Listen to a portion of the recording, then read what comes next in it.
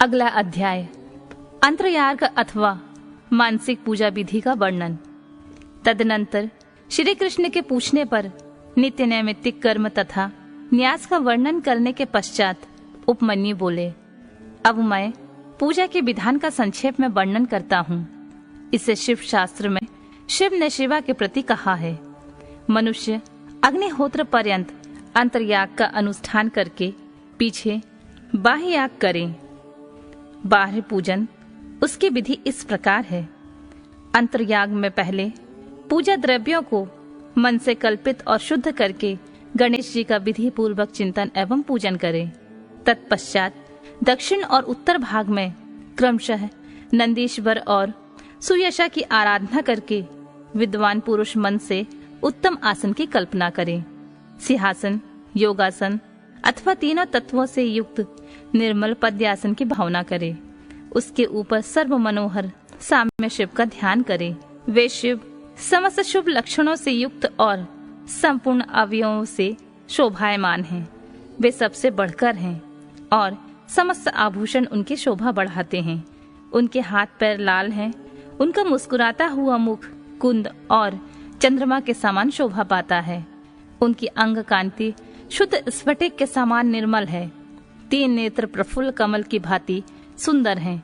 4 भुजाएं उत्तम अंग और मनोहर चंद्रकला का मुकुट धारण किए हुए भगवान हर अपने दोनों हाथों में वरद तथा अभय की मुद्रा धारण करते हैं और शेष 2 हाथों में मृग मुद्रा एवं टंक लिए हुए हैं। उनकी कलाई में सर्पों की माला कड़े का काम देती है। गले के भीतर मनोहर नील चिन्ह शोभित होता है। उनमें कहीं भी कोई उपमा नहीं है। वे अपने अनुगामी सेवकों तथा आवश्यक उपकरणों के साथ विराजमान हैं। इस तरह ध्यान करके उनके वाम भाग में महेश्वरी शिवा का चिंतन करें। शिवा की अंग कांति प्रफुल्ल कमल दल के समान परम सुंदर है। उनके नेत्र बड़े बड़े हैं।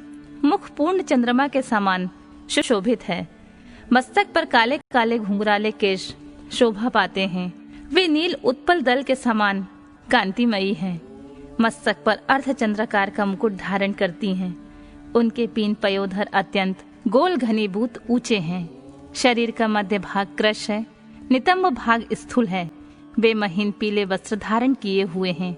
संपूर्ण आभूषण उनकी शोभा बढ़ाते हैं। ललाट पर लगे हुए सुंदर तिलक से उनका सौंदर्य और खिल उठा है। विचित्र फूलों की माला से गुंफित केशपाश उनकी शोभा बढ़ाते हैं। उनकी आकृति सब ओर से सुंदर और सुडौल है। मुख लज्जा से कुछ कुछ झुका है।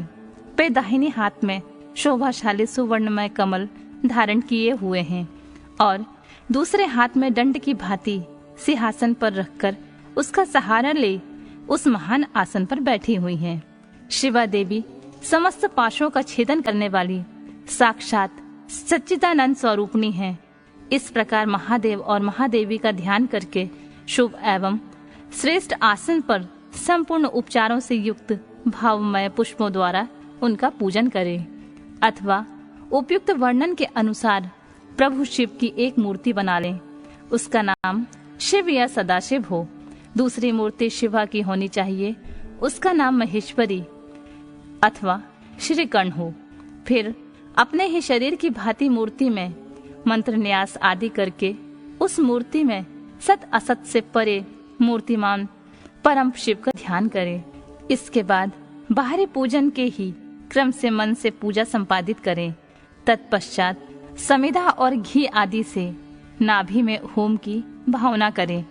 तदनंतर भूमध्य में शुद्ध दीप शिखा के समान आकाश वाले ज्योतिर्मय शिव का ध्यान करें। इस प्रकार अपने अंग में अथवा स्वतंत्र विग्रह में शुभ ध्यान योग के द्वारा अग्नि में होम पर्यंत सारा पूजन करना चाहिए। यह विधि सर्वत्र ही समान है। इस तरह ध्यान में आराधना का सारा क्रम समाप्त करके महादेव जी का शिवलिंग में वेदी पर अथवा अग्नि में पूजन करें।